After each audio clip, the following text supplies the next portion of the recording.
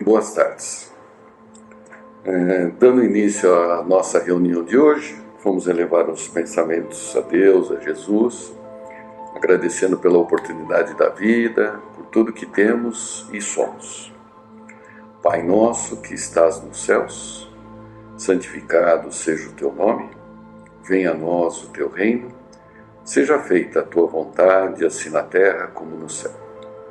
O pão nosso de cada dia nos dai hoje e sempre.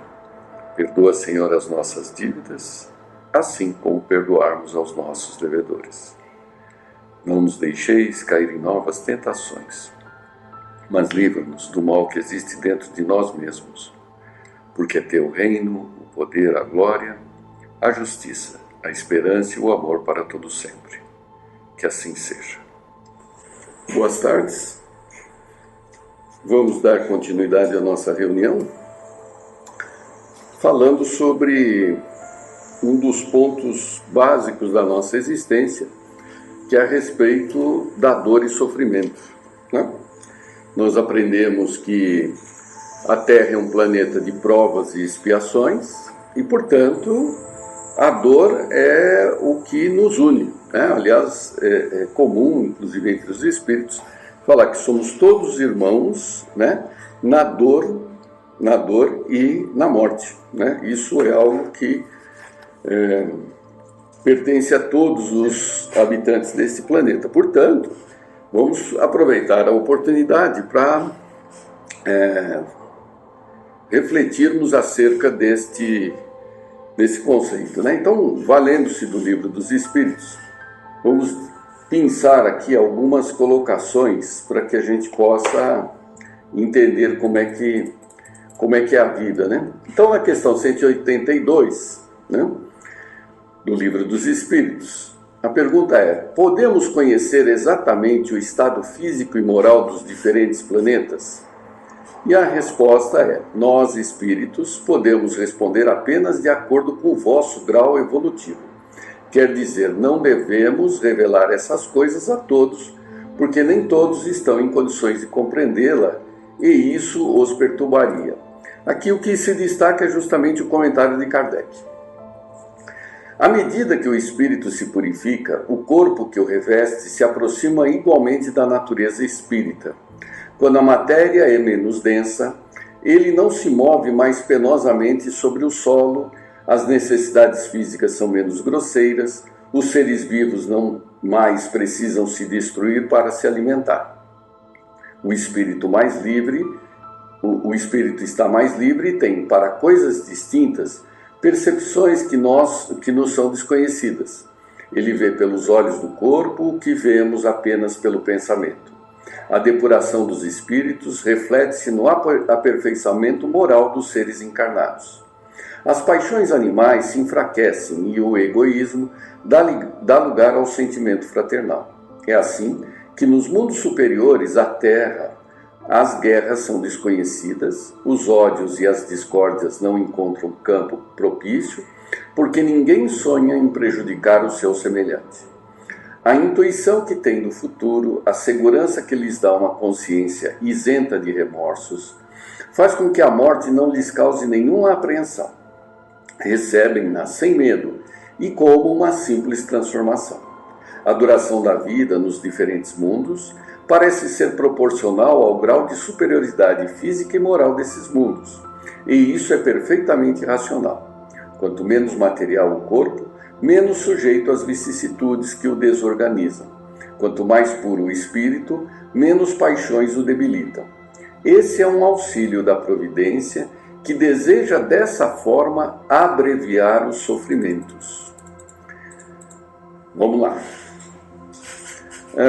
Questão 196. Desde que os espíritos não se aperfeiçoam senão por meio do sofrimento e das tribulações da existência corporal, conclui-se que a vida material é uma espécie de crivo ou de cadinho pelo qual devem passar os seres do mundo espírita para chegarem à perfeição?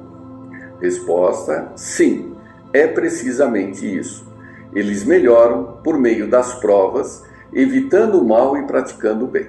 mas só ao fim de muitas encarnações ou depurações sucessivas é que atingem, em um tempo mais ou menos longo e segundo seus esforços, o alvo que colimaram. Questão 255. Quando o espírito diz que sofre, qual é a natureza do seu sofrimento? Resposta: angústias morais que o atormentam mais dolorosamente que os sofrimentos físicos. E no item 257, um ensaio teórico sobre a sensação dos espíritos, destacamos algumas frases.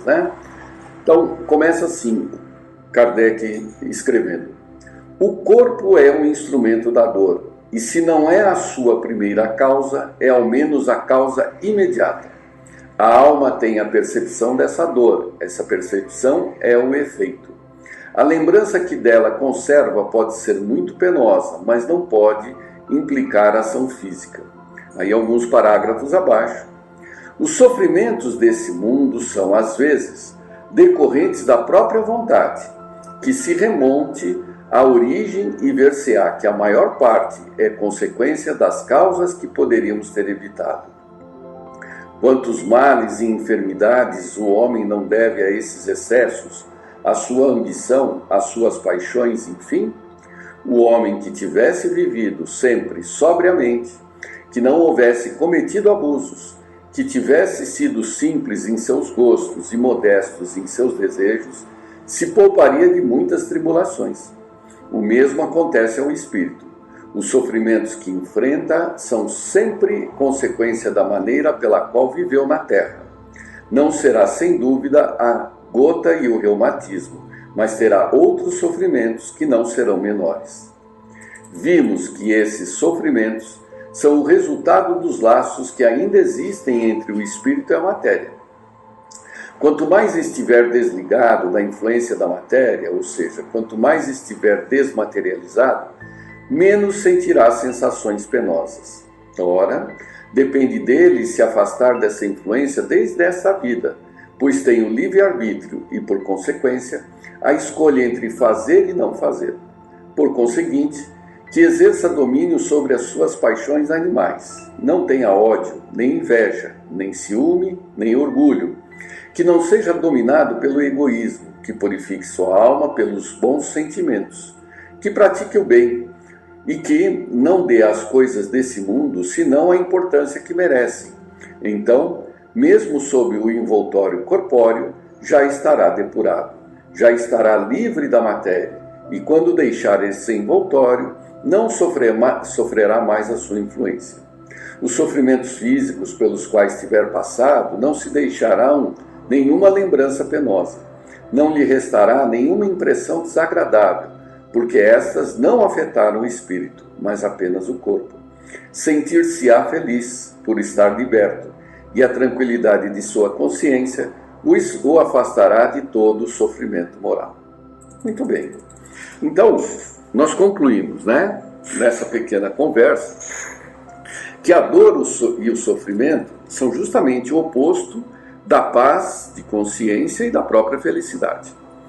Mas a dor pertence a todos nós. Por que ela pertence a todos nós? Porque vivemos num planeta de provas e expiações. Então aqui ninguém terá paz absoluta e felicidade plena, porque de alguma forma ele tem que sofrer as consequências do que praticou.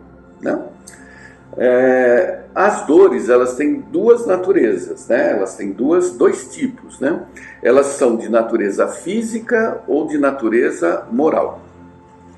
As de natureza física, aquelas que nós passamos até biologicamente, elas podem ser de uma origem imediata, agora eu me alimento mal e, portanto, eu vou colher as dores que eu tenho agora, de algum problema no passado que refletiu no corpo, Então eu pratiquei alguma coisa inadequada e estou sofrendo essas consequências no corpo, a pedido do próprio espírito, e até pela condição evolutiva. Nós ainda somos seres incompletos, imperfeitos, e ainda não temos um corpo plenamente adaptado ao estágio da onde vivemos, né? Agora dispomos de, por exemplo, pouco mais de 1 quilo de cérebro, né? O que nos dá uma limitação para resolver alguns problemas. Precisamos enfrentar essas dores impostas pela própria natureza para que a gente desenvolva mais a inteligência e consiga ampliar a própria capacidade intelectiva, né? Então é uma condição ainda da imperfeição do corpo evolutivamente. Isso nós estamos falando das dores físicas. Das dores morais, elas, como nós lemos aqui, elas têm natureza comportamental, né? Nós deliberamos, usando da liberdade de escolha, optamos por um caminho que nos privilegia, deixando de lado aquele caminho que seria o inspirado por Deus para a harmonia coletiva, né? Então, quando somos egoístas, orgulhosos, né, pensamos em nós primeiro, estamos colocando uma decisão que é contrária à inspiração divina, que é pelo bem comum e não só pelo bem individual. E isso gera distúrbios que se refletem nas dores morais, né? Um fato é que todos, se assistirmos um filme, se lemos um livro, todos nesse mundo, de uma forma ou outra, mais ou menos, estão sofrendo. E quem está sofrendo, não importa se é num leito de dor, não importa aonde, vamos falar dos encarnados, aonde ele esteja, sob qualquer condição, o que se busca é acabar com a dor, é acabar com o sofrimento. Todos nós, em todas as circunstâncias, o que nós buscamos é acabar com o sofrimento, é acabar com a dor. Ora, mas então todo mundo na Terra está buscando acabar com a dor, com a própria dor, sem dúvida, né? Quer seja lá numa dor física em que se pede uma anestesia, né? Quer seja num embate em que a gente não dorme por conta daquele problema, o que nós queremos é acabar com esse sofrimento, né? Também é um senso comum, né, que para viver é sofrer, né? Acabamos de concluir isso. Viver é sofrer. Então, para acabar com o sofrimento em última instância, né, quando não tem mais, parece que a morte é a solução, né? A morte é a solução. Isso quem adota são as igrejas, né? Que a morte faz com que acabem os sofrimentos, porque a felicidade está depois que você morreu, né? E a morte para os materialistas, para os incrédulos, é que acabou com a vida, acabou com o sofrimento, né? E aí o que acontece? É o grande engano. O grande engano é achar que a morte acaba com o sofrimento, né? Por quê? Porque o espírito é eterno. Então, dentre as religiões, né, se destaca a nossa doutrina justamente para demonstrar que não é abreviando a vida que se termina com o sofrimento. Isso né, o fato de interrompermos a existência não é garantia de fim de sofrimento. Aliás, ao contrário, né, o sofrimento se prolonga na condição de espírito com uma intensidade muito maior, porque aí se revelam as causas do sofrimento e, portanto, ele se intensifica, ele fica mais agudo, né? E aquilo que era para terminar com a vida prolonga pela existência. E aí, né, de todo esse texto também, o que a gente percebe, né? Que Deus, que é de natureza espiritual, né? A natureza de Deus é espiritual, né? Ninguém cumprimenta Deus tocando a mão, né? Nós, como filhos de Deus, também somos de natureza espiritual. O nosso DNA é espiritual, porém, estamos encarnados, né? Estamos na Terra. E por estarmos na Terra, o que acontece? Nós nos confundimos como sendo de natureza também material, porque estamos encarnados. Então, o que Deus fez? Deus enviou Jesus, né, para fazer essa humanização do próprio Deus. Tanto que ele fala que eu e Deus somos um só. É uma humanização. Deus, que é de natureza espiritual, se expressou através de Jesus numa materialização relativa de si, para trazer a vontade de Deus. E o que ele veio fazer? Ele veio justamente trazer essa vontade clara, expressa, né? Sem nenhum tipo de figura de linguagem expressiva, assim, uma figura de linguagem incompreensível, né? Para que nós passemos a entender a vontade de Deus e assim deixarmos de pensarmos em nós e evitarmos as causas de sofrimento. Isso tudo ele falou numa época, 2000 anos, para pessoas que essencialmente tinham carência material, né? Eles não tinham carência intelectual, ninguém estava discutindo conceitos existenciais, né? Eles estavam discutindo comida, segurança, água, né? Doenças, mas por isso que Jesus não pode explicar tudo para eles. Passado 2000 anos agora, que nós estamos refletindo sobre nós mesmos, né? Surgiram necessidades que nos implicam também em sofrimentos. E é para isso que Jesus prometeu o Consolador Prometido. Né? O Consolador Prometido, ele justamente vem reiterar o que ele falou e ampliar as explicações. Né? Então, o Consolador Prometido, ele faz o quê? Ele elimina as dores? Ele acaba com os sofrimentos? Não, ele consola. Ele consola, por isso que é chamado de Consolador. Então, no capítulo 6 do Evangelho segundo o Espiritismo, né? Em João 14, né? Temos: se me amais, guardai os meus mandamentos, e eu rogarei ao Pai, e ele vos dará outro Consolador, para que fique eternamente convosco, o Espírito da Verdade, a quem o mundo não pode receber, porque não o vê nem o conhece. Mas vós o conhecereis, porque ele ficará convosco e estará em vós.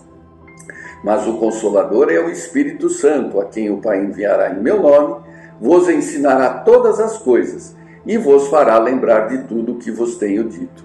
E aí, na explicação dos Espíritos, eu vou destacar alguns trechos, apesar de estar todo o texto aí na palestra, né?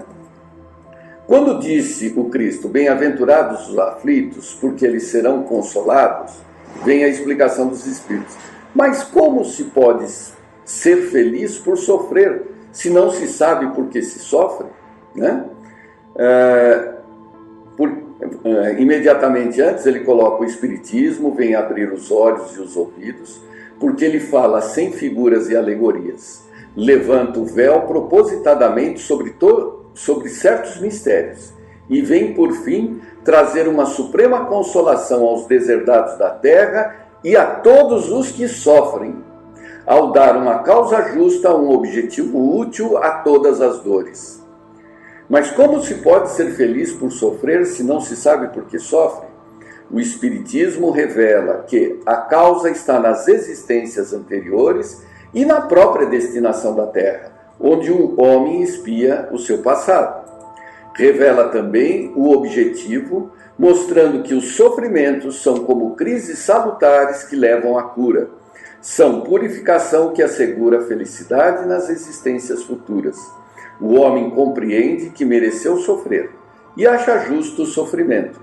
Sabe que esse sofrimento auxilia o seu adiantamento e o aceita sem queixas, como o trabalhador aceita o serviço que lhe assegura o salário. O Espiritismo lhe dá uma fé inabalável no futuro, e a dúvida pungente não tem mais lugar na sua alma, fazendo-se ver as coisas do alto. A importância das vicissitudes terrenas se perde no vasto e esplêndido horizonte que ele abarca, e a perspectiva da felicidade que o espera lhe dá a paciência, a resignação e a coragem para ir até o fim do caminho. Assim realiza o Espiritismo que Jesus disse do Consolador Prometido: conhecimento das coisas que faz o homem saber de onde vem, para onde vai e por que está na terra, lembrança dos verdadeiros princípios da lei de Deus e consolação pela fé e pela esperança. Portanto, nós temos que aprender a compreender o objetivo dos sofrimentos, e com isso, ele mesmo por si se reduz e nos alimenta na esperança da paz e da felicidade futura, conquistados através da nossa compreensão, né? Então, que possamos aproveitar dessa oportunidade para, inclusive, aprofundarmos nossas reflexões e que isso possa interferir no nosso comportamento para melhor. Tudo bem? Então, aproveitando a oportunidade, vamos encerrar esse nosso encontro com a prece que Jesus nos ensinou. Pai nosso que estás nos céus, santificado seja o teu nome, venha a nós o teu reino, seja feita a tua vontade, assim na terra como no céu. O pão nosso de cada dia nos dai hoje e sempre. Perdoa, Senhor, as nossas dívidas, assim como perdoarmos aos nossos devedores. Não nos deixeis cair em novas tentações, mas livra-nos do mal que existe dentro de nós mesmos. Porque é teu reino, o poder, a glória, a justiça, a esperança e o amor para todo sempre. Que assim seja. Boas tardes e boa semana.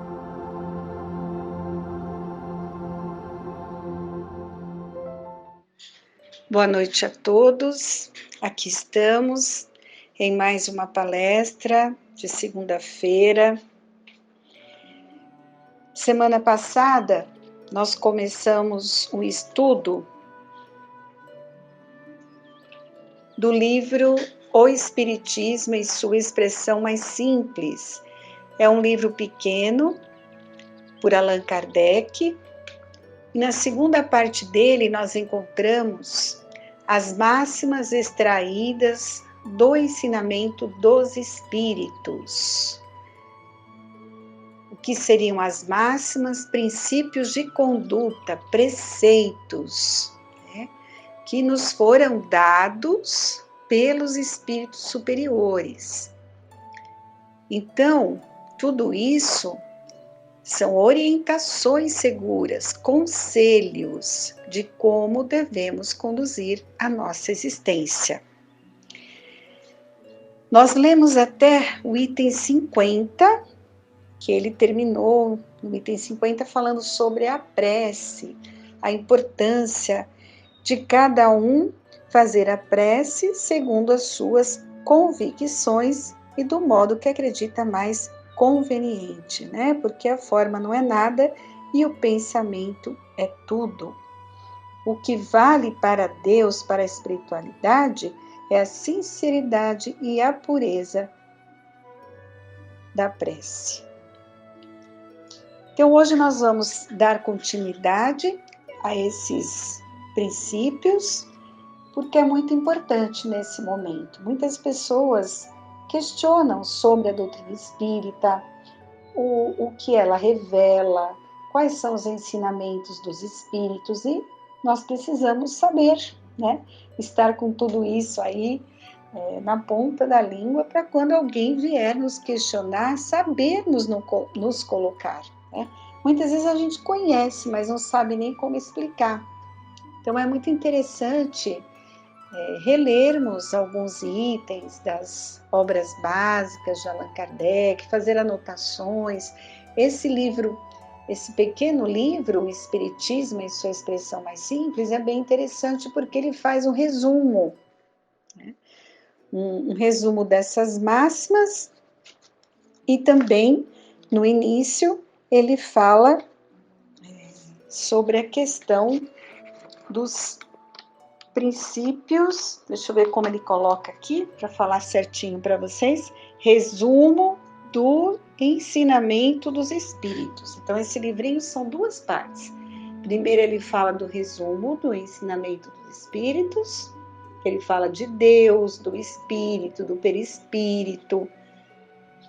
É um resumo de tudo aquilo que nós encontramos no livro dos espíritos.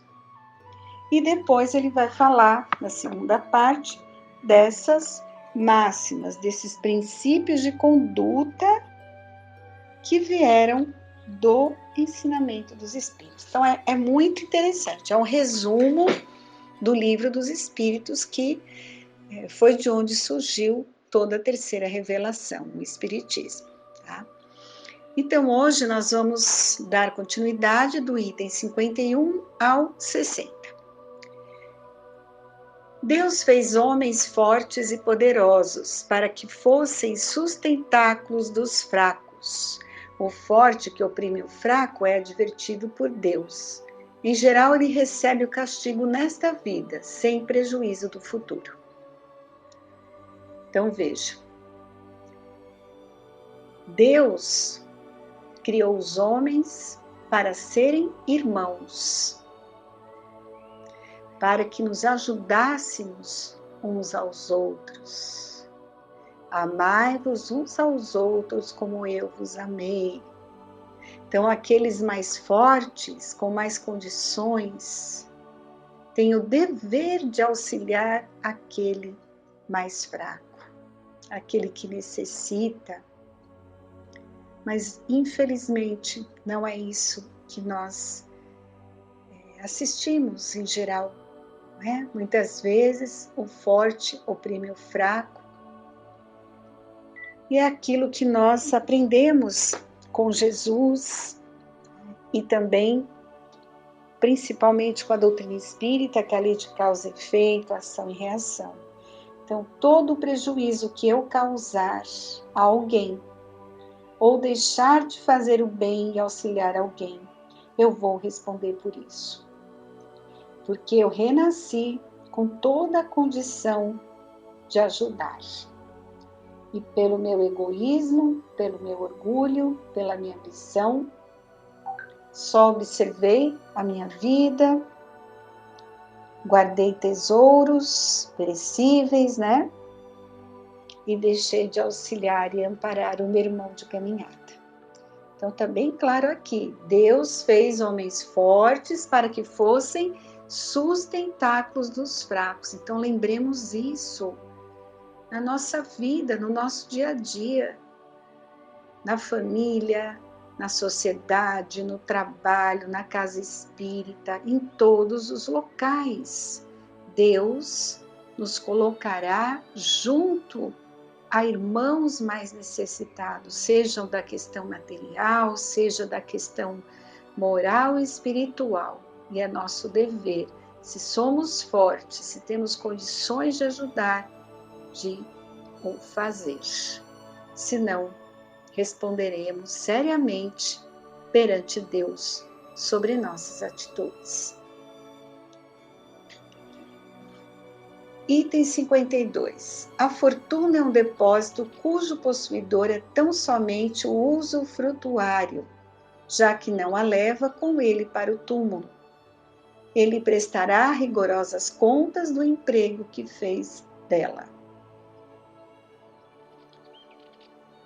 Nós temos vários capítulos, né, e principalmente no Evangelho, Servir a Deus e a Mamon, onde ele fala do emprego da fortuna, do apego aos bens materiais, e ali ele deixa claro que nada nos pertence. Tudo é um empréstimo. Nós somos usufrutuários. Tudo isso vai ficar aqui, vai servir, né? Nos serve enquanto estamos aqui, vivendo na Terra, temos um corpo, questões materiais, mas quando cessa a vida, quando nossa alma se liberta e retorna para a nossa verdadeira morada, nós não levamos nada dessas questões materiais. Vamos levar somente os tesouros imperecíveis, aquilo que conquistamos moralmente, intelectualmente. Então lembremos disso, porque nós usamos muitos pronomes, meu, né? Pronome meu, é meu e nada, é nosso, para sempre, é um empréstimo. Então egoísmo é um sentimento que nós temos que combater e aprender a repartir. Não devemos guardar fortunas em cofres com desculpas de pensar no futuro, de deixar fortunas para os que ficam. Não, está errado, né? Temos que utilizar o dinheiro para gerar emprego, gerar trabalho, condições para as pessoas mais necessitadas, cultura, enfim, empregar o dinheiro em causas nobres. Se temos a fortuna, se temos condições, não é só para o nosso usufruto, a nossa vaidade, os nossos excessos. A fortuna é uma prova mais arriscada que a miséria, porque é uma tentação para o abuso e os excessos, e porque é mais difícil ser moderado que ser resignado. Tenham a certeza disso, né? Os espíritos falam o tempo todo que a prova da vaidade e da riqueza são as provas bem difíceis, porque o tempo todo nós somos testados. Tudo posso, tenho dinheiro para tudo e eu acabo geralmente me perdendo nos abusos, nos excessos. Se eu não me espiritualizar, se eu não entender o porquê eu tenho todos aqueles bens materiais, canalizar toda essa condição para auxiliar o próximo, né, para criar trabalhos, para que o progresso aconteça, porque tudo isso vai alimentar minha alma, vai me trazer a verdadeira felicidade. Mas se eu não cuidar dessa questão de estar junto a Deus, desenvolver minha fé, de me espiritualizar, eu vou me perder sim nos abusos, nos excessos. A fortuna é muito mais difícil, tenho a certeza, do que a miséria. Porque é mais difícil ser moderado tendo tudo na sua frente do que ser resignado não tendo nada, né? A experiência já nos prova isso. O ambicioso que triunfa e o rico que se sustenta de prazeres materiais são mais de se lamentar que se de invejar, pois é preciso ter em conta o retorno. O Espiritismo, pelos terríveis exemplos dos que viveram e que vem revelar sua sorte, mostra a verdade desta afirmação do Cristo: aquele que se orgulha será humilhado, e aquele que se humilha será elevado. Dentro da doutrina espírita, nós temos muitos relatos de espíritos que viveram aqui na Terra, que tiveram a prova, né, da fortuna, a oportunidade de terem recursos materiais, e eles retornaram para nos dizer o quanto se perderam e o quanto deixaram de fazer e que tiveram consequências, né, tentando nos alertar. Porque nós esquecemos que a nossa verdadeira vida não é aqui. Nós vamos ter que retornar à pátria espiritual. Nós vamos ter que prestar conta de tudo aquilo que Deus nos emprestou aqui. Nosso corpo, toda a nossa vida, a condição que nos foi dada, né? E aí, quando nós retornarmos e nos for perguntado: o que fizeste de tudo que eu lhe dei nesta última encarnação? Da sua inteligência, do seu corpo saudável, da riqueza que usufruías, do seu raciocínio lógico, ajudaste alguém? Se tornou uma pessoa melhor? E quão triste será se não tivermos nada para falar? Não fizemos nada. Ficamos ali fechados no nosso egoísmo, nos prazeres, nos excessos, prazeres materiais, como ele fala aqui. Por isso da máxima, né? Aquele que se orgulha será humilhado e aquele que se humilha será elevado. Muitas vezes na espiritualidade encontramos um espírito que estava muito abaixo de nós aqui na Terra, né? Mais simples, sem recursos, até intelectualmente menos elevado, mas que em espírito estará muito acima de nós. Então, estejamos atentos com essa nossa vaidade excessiva, nosso orgulho, nosso apego, essas máximas todas e muitas outras que os espíritos estão o tempo todo tentando nos acordar. Acorda, humanidade. E essa pandemia, o que não foi? Foi para nos acordar, mostrar que não é só a questão material, que a gente precisa rever os nossos conceitos de vida, que a gente precisa se espiritualizar, que a qualquer momento a gente pode ir embora aqui desta vida, né? O nosso corpo cessa a vida, nossa alma se liberta, ela retorna.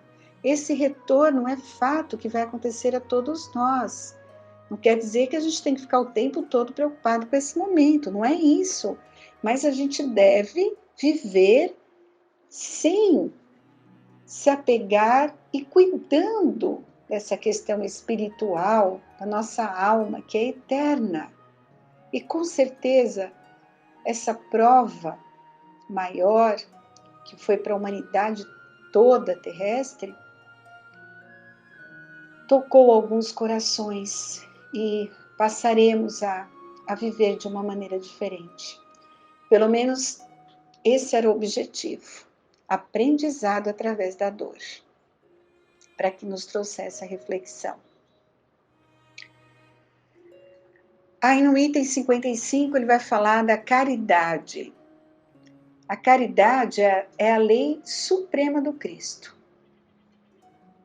Amem-se uns aos outros como irmãos. Ame seu próximo como a si mesmo.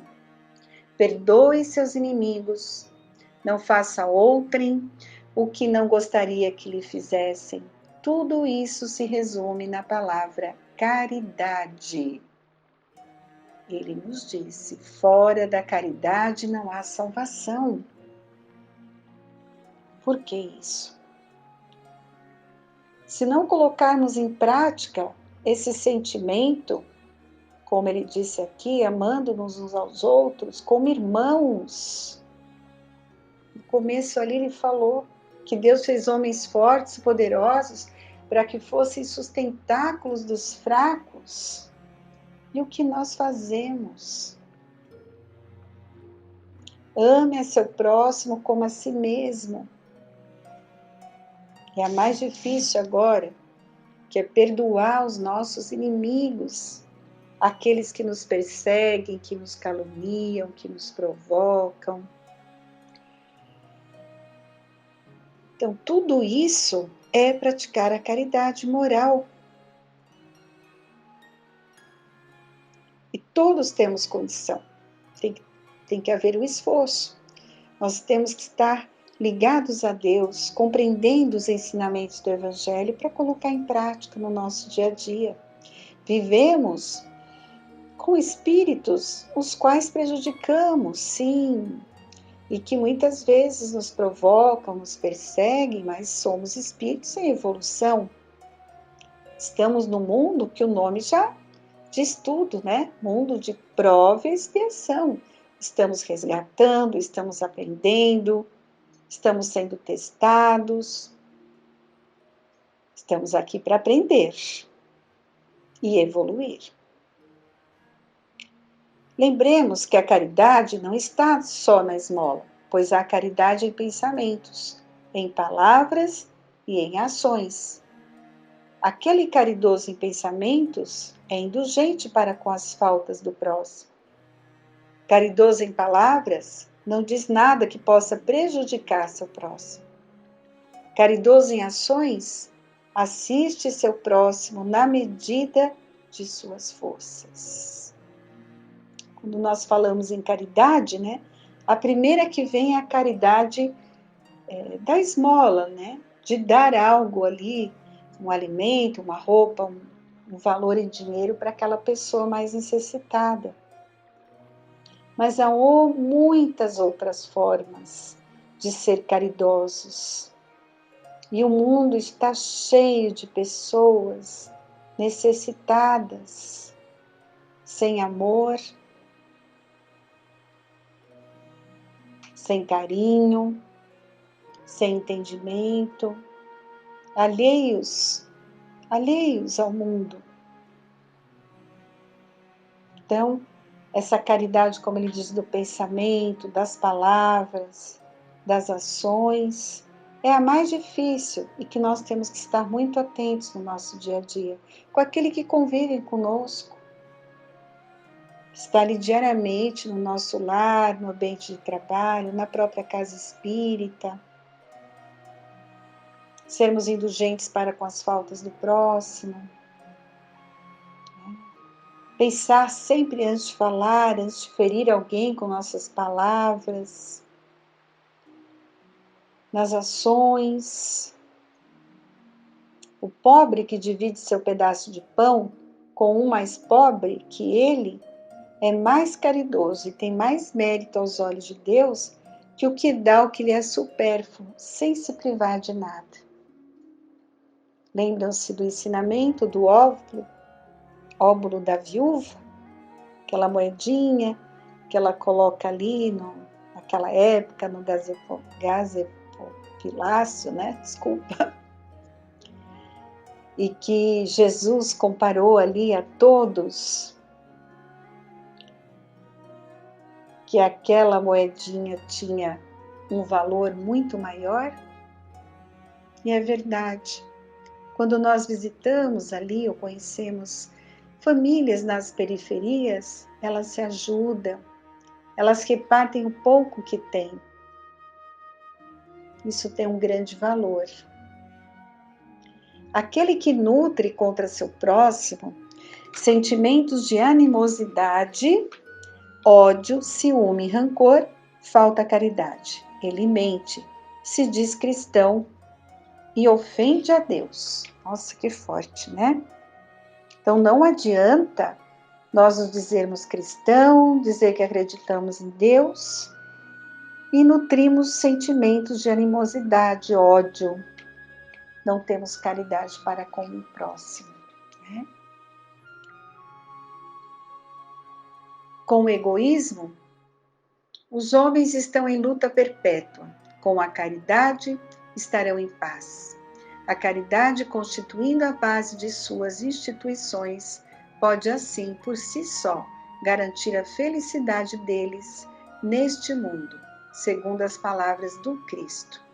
Só ela pode também garantir sua felicidade futura, pois encerra implicitamente todas as virtudes que podem levá-la à perfeição. Com a verdadeira caridade, tal como ensinou e praticou Cristo, não mais teremos egoísmo, orgulho, o ódio, a inveja, a maledicência. Não mais o apego aos bens deste mundo. E é por isso que o Espiritismo cristão tem como máxima: fora da caridade não há salvação. Então, assim, eles terminam a relação dessas máximas e que possamos alimentar a nossa alma com o melhor roteiro que temos, que é o Evangelho de Jesus. E o Evangelho segundo o Espiritismo, ele veio como Consolador prometido, ampliar tudo aquilo que o nosso Mestre Jesus nos deixou. Tenham a certeza. Então estudem, interiorizem esses ensinamentos e agradeçam a Deus. Todos nós, né, devemos agradecer muito por estarmos tendo a oportunidade de conhecer esses ensinamentos. Estamos com todas as ferramentas nas mãos para nos transformar e aproveitar essa presente encarnação. Que Deus, na sua infinita bondade, abençoe a cada um que nos ouve nesta noite. E o nosso pedido, principalmente pelos que sofrem, que a equipe de Frei Fabiano de Cristo esteja amparando a cada coração neste momento. Que assim seja.